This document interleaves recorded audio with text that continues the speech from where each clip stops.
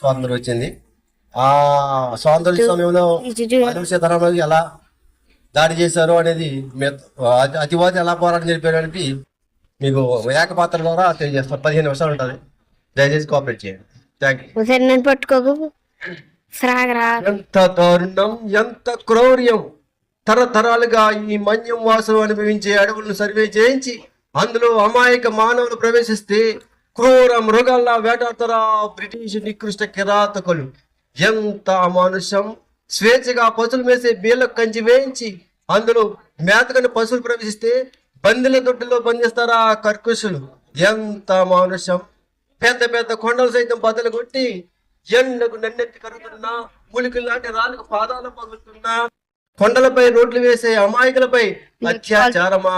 చేసిన పనికి బట్వాడటే మానవులను హింసించి చెట్ల కట్టి గుట్టలు తీసి మర్మాంగాలపై కారాలు చల్లి హింసిస్తారా? ఎంత పైశాచి కృత్యం, ఎంత పైశాచి కృత్యం! ఒకప్పుడు పచ్చగా ఉన్న ఈ మన్యమంతా సీమదొరలు పెట్టిన ముఠాదారి విధానానికి చింతంబలి పాదాన్ని కూడా ఆరని పసికాంతలే ఆసుపత్రి పాలవుతున్నాడే. ఎవరిచ్చాడు ఈ హక్కు దొరలకి? దేశం కాని దేశంలో పుట్టి, దేశం కాని దేశంలో పుట్టి, అరమరిక లేని దేవతకు ఆరాధించే అరమరిక లేని జాతిపై రాక్షస హత్యాకాండ ఎంతకాలం సాగడాలు ఏగడాలు. దేశం కాని దేశం పుట్టి, దేశం కాని దేశంలో ఓడిపెట్టి కట్టిన దౌర్జన్యం ఈ ముఠాదారి విధానాన్ని దగ్ధం చేయకపోతే మన్యానికి బ్రతికే లేదు. అదే బానిస విముక్తి, స్వతంత్ర సముక్తి. బానిస కనిపించే బతికే కన్నా వీడుగా చావడం లేదు. అదే పరపేల ప్రభుత్వం తిరుగుబాటు, బ్రిటిష్ ప్రతి మానవుడి జన్మ హక్కు. ఇది భారతీయ స్వతంత్ర జన్మ హక్కు.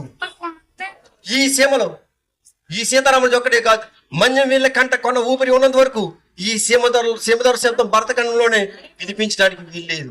సింహాల గురించి ఈ మన్యంలో కుక్కలకి నక్కలకి స్థానం ఉండరాదు. పిల్లైన పిచ్చి ఈ మన్యం జాతి తలుచుకుంటే చుట్లు మతులు గతులు ఆ శ్రమదారులకు చేయగలవు. స్వాతంత్ర పోరాటం తెలిపిన మన ఝాన్సీ లక్ష్మీబాయి మనకు విప్లవ జ్యోతి.